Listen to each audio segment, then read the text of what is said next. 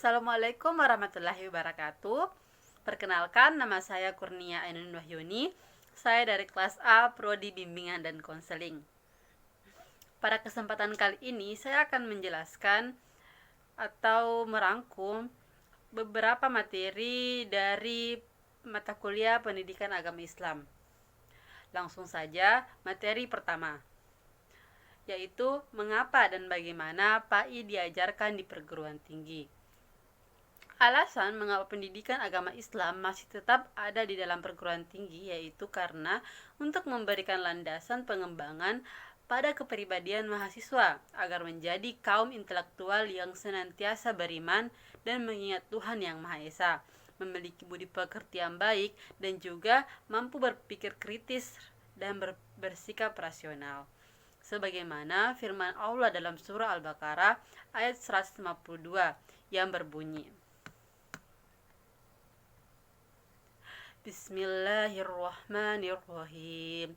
Faskuruni askurkum washkuruli wala takfurun. Yang artinya, maka ingatlah kepadaku, aku pun akan ingat kepadamu. Bersyukurlah kepadaku, dan janganlah kamu ingkar kepadaku. Tafsir ayat ini dari Abu Hurairah dari Rasulullah, ia bersabda, Allah berfirman, aku tergantung prasangka hamba kepadaku. Aku bersamanya kalau dia mengingatku. Kalau dia mengingatku pada dirinya, maka aku mengingatnya pada diriku. Kalau dia mengingatku pada keramaian, maka aku akan mengingatnya di keramaian yang lebih baik dari mereka. Kalau dia mendekat sejengkal, maka aku akan mendekat kepadanya sehasta. Kalau dia mendekat kepada diriku sehasta, maka aku akan mendekat kepadanya sedepa. Kalau dia mendatangiku dengan berjalan, maka aku akan mendatanginya dengan berlari. Begitu istimewanya jika kita selalu mengingat Allah dengan salah satunya mempelajari agama. Mata kuliah PAI di perguruan tinggi memiliki landasan ideologis, historis, sosial, budaya, psikologis, dan yudiris atau norma yang sangat kuat. Bagaimanakah PAI diajarkan di perguruan tinggi? Pendapat pertama menyatakan pembelajaran PAI di perguruan tinggi perlu kaya dengan substansi. Mahasiswa harus dibekali dengan sebanyak-banyaknya materi PAI. Dosen PAI harus menyuguhkan materi pembelajaran agama secara luas dan mendalam. Pendapat kedua menyatakan pembelajaran PAI di perguruan tinggi perlu kaya dengan proses. Dosen PAI cukup menyuguhkan substansi materi yang paling dasar dan inti saja.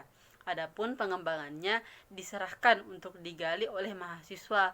Oleh karena itu, yang terpenting bagi dosen PAI adalah memberikan keterampilan kepada mahasiswa tentang cara-cara atau pendekatan yang paling tepat untuk memahami dan mengimplementasikan ajaran agama, sedangkan mahasiswa secara aktif menggali dan membangun kemungkinan metodologi yang dapat mereka gunakan agar pemahaman dan pengalaman dan pengamalan keislaman mereka semakin baik.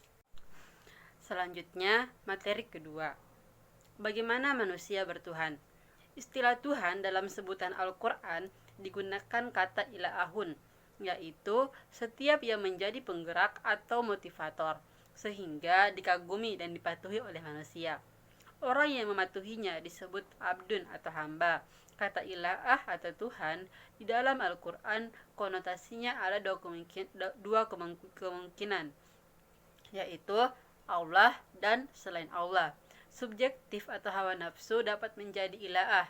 Benda-benda seperti patung, pohon, binatang, dan lain-lain yang dapat pula berperan sebagai ilah. Demikian seperti dikemukakan pada surat Al-Baqarah ayat 165 yang berbunyi, Bismillahirrahmanirrahim. Wa minan nasi man yattahizu min dunillahi andadan yuhibbunahum kahubbillah wallazina amanu ashaddu hubban lillah walau yaral ladzina zalamu is yarawnal adzab annal quwwata lillahil jami'a wa annallaha syadidul adzab, yang artinya, dan di antara manusia ada orang yang menyembah Tuhan selain Allah sebagai tandingan yang mereka cintai seperti mencintai Allah. Adapun orang-orang yang beriman sangat besar cintanya kepada Allah.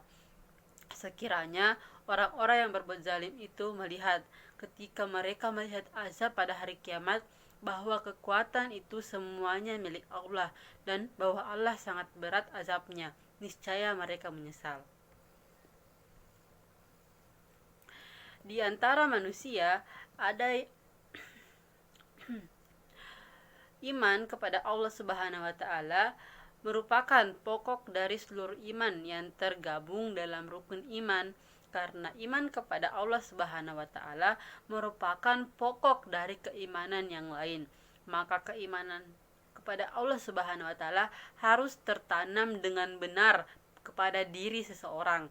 Sebab jika iman kepada Allah Subhanahu wa taala tidak tertanam dengan benar, maka ketidakkebenaran ini akan berlanjut kepada keimanan yang lain, seperti iman kepada malaikatnya, kitab-kitabnya, rasulnya, hari kiamat, serta qada dan qadar, dan pada akhirnya akan merusak ibadah secara keseluruhan.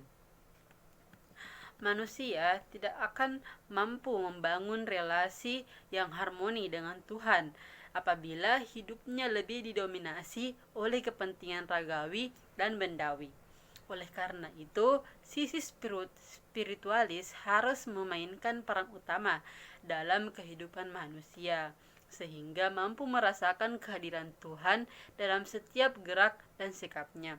Apabila kita mampu mengasah spiritualitasnya sehingga ia dapat merasakan kehadiran Tuhan, maka ia akan dapat melihat segala sesuatu dengan visi Tuhan atau ilahi. Visi ilahi inilah yang sangat dibutuhkan oleh umat manusia, sehingga setiap tindak tanduk dan sikap perilaku manusia didasari dengan semangat kecintaan kepada Tuhan sebagai manifestasi kebenaran universal dan pengabdian serta pelayanan kepada sesama ciptaan Tuhan. Dengan begitu akan terciptanya dunia yang damai. Selanjutnya, materi ketiga, yaitu bagaimana agama menjamin kebahagiaan. Menurut Al-Alusi, bahagia adalah perasaan senang dan gembira karena bisa mencapai keinginan atau cita-cita yang dituju dan diimpikan. Pendapat lain menyatakan bahwa bahagia atau kebahagiaan adalah tetap dalam kebaikan atau masuk ke dalam kesenangan dan kesuksesan. Agama adalah landasan atau fundamen, sedangkan jabatan atau kedudukan adalah penjaganya. Barang siapa yang tidak memiliki fondasi maka akan roboh. Sebaliknya, barang siapa yang tidak mempunyai penjaga maka akan kehilangan. Allah berfirman dalam surah Al-Baqarah ayat 251 yang berbunyi, Bismillahirrahmanirrahim. Fahadamuhum biiznillah wa qatalal daudu jaluta wa atahu Allahu mulqa wal hikmata wa allama mimman yasha walaula daf'ullahin nasa ba'dahum biba'din fasadatil ardu walakinallaha zul fadlil alal alamin, yang artinya mereka mengalahkannya dengan izin Allah, dan Daud membunuh Jalut. Kemudian Allah memberinya Daud kerajaan dan hikmah dan mengajarinya apa yang dia kehendaki. Dan kalau Allah tidak melindungi sebagian manusia dengan sebagian yang lainnya, niscaya rusaklah bumi ini. Tetapi Allah mempunyai karunia yang dilimpahkannya atas seluruh alam. Tujuan hidup manusia adalah sejahtera di dunia dan bahagia di akhirat. Dengan kata lain, dapat disebutkan bahagia di dunia dan bahagia di akhirat Kebahagiaan yang diimpikan adalah kebahagiaan duniawi dan ukhrawi. Untuk menggapai kebahagiaan termasuk mustahil tanpa landasan agama. Agama dimaksud adalah agama tauhidullah. Mengapa kebahagiaan tidak mungkin digapai tanpa tauhidullah? Sebab kebahagiaan hakiki itu milik Allah. Kita tak dapat meraihnya kalau itu tidak diberikan Allah. Untuk meraih kebahagiaan itu, maka ikutilah cara-cara yang telah ditetapkan Allah dan dalam agamanya. Tujuan hidup manusia adalah sejahtera di dunia dan bahagia di akhirat. Dengan kata lain, dapat disebutkan bahagia di dunia dan bahagia di akhirat. Kebahagiaan yang diimpikan adalah kebahagiaan duniawi dan ukhrawi. Untuk menggapai kebahagiaan termaksud mustahil tanpa landasan agama. Agama yang dimaksud adalah agama tauhidullah. Mengapa kebahagiaan tidak mungkin digapai dengan agama tauhidullah? Sebab kebahagiaan hakiki itu hanyalah milik Allah. Kita tidak dapat meraihnya kalau tidak diberikan Allah. Untuk meraih kebahagiaan itu, maka ikutilah cara-cara yang telah ditetapkan Allah dalam agamanya. Jalan mencapai kebahagiaan selain yang telah digariskan Allah adalah kesesatan dan penyimpangan. Jalan sesat itu tidak dapat mengantar Anda ke tujuan akhir, yaitu kebahagiaan. Mengapa jalan selain yang telah ditetapkan Allah sebagai jalan sesat? Karena di dalamnya ada unsur syirik, dan syirik adalah landasan teologis yang sangat keliru dan tidak diampuni. Jika landasannya salah, maka bangunan yang ada di atasnya juga salah dan tidak mempunyai kekuatan alias rapuh. Oleh karena itu, hindarilah kemusyrikan supaya pondasi kehidupan kita kokoh dan kuat. Landasan itu akan kokoh dan kuat kalau berdiri di atas tauhidullah. Selanjutnya, materi keempat, yaitu mengintegrasikan iman, Islam, dan ihsan dalam bentuk insan kamil. Iman memiliki arti ketentraman dan kedamaian kalbu yang dari kata itu bisa muncul kata al-amanah. Amanah dapat dipercaya. Yang dimaksud keimanan seseorang terhadap sesuatu adalah jika dalam hati orang tersebut telah tentram, kepercayaan dan keyakinan tentang sesuatu, dan sejak saat itu ia tidak khawatir lagi terhadap penyelusupnya kepercayaan lain yang bertentangan dengan kepercayaannya. Apabila seseorang mengakui dalam hatinya tentang keberadaan Allah, tetapi tidak diikrarkan dengan lisan dan dibuktikan dengan amal perbuatan, maka orang tersebut tidak dapat dikatakan mukmin yang sempurna. Beriman kepada Allah adalah kebutuhan yang sangat mendasar bagi seseorang. Allah memerintahkan agar umat manusia beriman kepadanya, sebagaimana firman Allah dalam surah An-Nisa ayat 136 yang berbunyi, Bismillahirrahmanirrahim. Ya ayyuhallazina amanu aminu billahi wa rasulihi wal kitabil ladzi nazzala ala rasulihi wal kitabil ladzi anzala min qablu wa may yakfur billahi wa malaikatihi wa kutubihi wa rusulihi wal yaumil akhir faqad dalalan ba'ida. Yang artinya, wahai orang-orang yang beriman, tetaplah beriman kepada Allah dan Rasul-Nya Muhammad dan kepada kitab Al-Quran yang diturunkan kepada Rasul-Nya serta kitab yang diturunkan sebelumnya. Barang siapa ingkar kepada Allah, malaikat-malaikatnya, kitab-kitabnya, rasul-rasulnya, dan hari kemudian, maka sungguh orang itu telah tersesat sangat jauh. Islam yang dimaksud dalam hal ini adalah rukun Islam, yaitu 5 tindakan dasar dalam keislaman. Dianggap sebagai pondasi wajib bagi orang-orang yang beriman dan merupakan dasar dari kehidupan muslimin. yaitu 5 rukun Islam.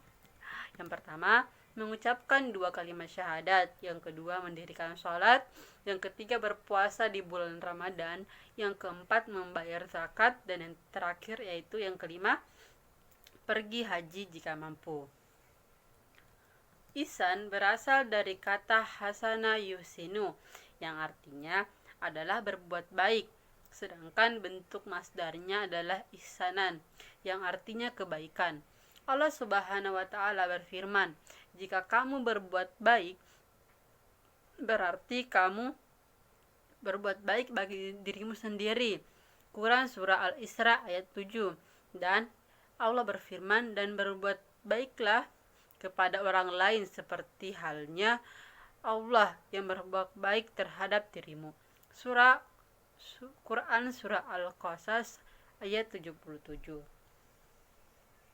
Insan kamil pada umumnya diartikan sebagai manusia yang sempurna, baik dari segi wujud dan pengetahuannya. Kesempurnaan dari segi wujudnya ialah karena dia merupakan manifestasi sempurna dari citra Tuhan, yang pada dirinya tercermin nama-nama dan sifat Tuhan secara utuh. Adapun kesempurnaan dari segi pengetahuannya ialah karena dia telah menciptakan kesadaran tinggi, yakni menyadari kesatuan esensinya dengan Tuhan, yang disebut dengan makrifat. Jika manusia sudah memahami arti iman dan juga beriman dengan benar, juga menjalani Islam dan rukun-rukunnya dengan istiqamah, maka akan lebih mudah bagi mereka untuk memahami makna ihsan. Manusia akan mencapai derajat ihsan dengan meningkatkan terus kualitas iman dan Islam dalam dirinya. Dengan begitu, derajat insan kamil bukanlah hal yang mustahil baginya. Selanjutnya, materi yang kelima atau yang terakhir adalah bagaimana membangun paradigma Qur'ani. Al-Quran bagi umat Islam adalah sumber primer dalam segala segi kehidupan. Al-Quran adalah sumber ajaran teologi, hukum, mitisme, pemikiran, pembaharuan, pendidikan, akhlak, dan aspek-aspek lainnya. Tolak ukur benar atau salah, baik atau buruk, indah atau jelek adalah Al-Quran. Jika mencari sumber lain dalam menentukan benar atau salah, baik atau buruk, dan indah atau jelek, maka seseorang dianggap tidak konsisten dalam berislam. Suatu sikap hipokritik yang dalam pandangan Al-Quran termasuk sikap tidak terpuji. Sebagaimana dalam surah Al-Baqarah ayat 2 yang berbunyi, Bismillahirrahmanirrahim. Zalikal kitabu la raiba fihi hudal lil muttaqin. Yang artinya, kitab Al-Quran ini tidak ada keraguan padanya, petunjuk bagi mereka yang bertakwa. Al-Quran adalah kitab yang diagunkan, yang tidak ada keraguan bahwasanya ia datang dari sisi Allah. Maka tidak benar bila ada seseorang yang ragu terhadapnya. Karena begitu jelasnya Al-Quran itu, di mana orang-orang yang bertakwa dapat mengambil manfaatnya dengan berupa ilmu yang bermanfaat dan amal soleh, dan mereka itu adalah orang-orang yang takut kepada Allah dan mengikuti hukum-hukumnya. Shakib Arselan, penulis buku itu, menyimpulkan bahwa umat Islam mundur karena mereka meninggalkan ajarannya, sedangkan non-Islam maju justru karena mereka meninggalkan ajarannya. Sejalan dengan pemikiran Arselan tersebut, para pembaharu sepakat bahwa untuk kemajuan Islam, umat Islam harus berkomitmen terhadap ajarannya. Mustahil mereka dapat maju kalau mereka meninggalkan ajarannya. Adapun ajaran yang dimaksud adalah ajaran murni al-Islam, sebagaimana yang tercantum dalam Al-Quran dan Sunnah, bukan ajaran-ajaran yang bersumber dari budaya selain Al-Quran dan Sunnah. Tidak sedikit orang yang berpandangan bahwa untuk maju justru mereka harus meninggalkan ajaran agama, sehingga mereka harus mengembangkan budaya sekuler dan dalam segi kehidupan. Sementara bagi umat Islam untuk maju tidak perlu mengambil sekularisasi, malah sebaliknya harus berkomitmen terhadap ajarannya. Mengapa umat Islam untuk dapat maju tidak perlu mengambil jalan sekularisasi? Jawabannya tentu saja. Pertama, karena ajaran Islam yang sumbernya Al-Quran dan hadis bersifat syumul, yang artinya mencakup segala aspek kehidupan. Kedua, ajaran Islam bersifat rasional, artinya sejalan dengan nalar manusia sehingga tidak bertentangan dengan iptek atau ilmu pengetahuan teknologi. Ketiga, ajaran Islam berkarakter tadarruj, artinya bertahap dalam urut dan implementasinya. Keempat, ajaran Islam bersifat taklilat. Takalif artinya tidak banyak beban karena beragama itu memang mudah. Dalam arti untuk melaksanakannya berada dalam batas-batas kemanusiaan, bukan malah sebaliknya. Tidak ada yang di luar kemampuan manusia untuk melaksanakannya. Allah sendiri menyatakan dalam banyak ayat bahwa yang dikehendaki oleh Allah adalah kemudahan bagi umat manusia, bukan kesulitan. Menjunjung tinggi kesamaan atau egaliter, keadilan, rahmat dan berkah bagi semua. Kelima, ajaran yang diangkat Al-Quran berkarakter ijaz. Artinya bahwa redaksi Al-Quran dalam mengungkapkan berbagai persoalan, informasi, kisah, dan pelajaran selalu dengan gaya bahasa yang singkat, padat, dan indah, tapi kaya makna, jelas, dan menarik. Agama yang mempunyai prinsip seperti itulah agama masa depan dan agama yang dapat membawa kemajuan. Itulah tadi pemaparan materi dari saya. Jika ada salah kata, mohon dimaafkan. Wallahu muwaffiq ila thoriqil ikhlas. Wassalamualaikum warahmatullahi wabarakatuh.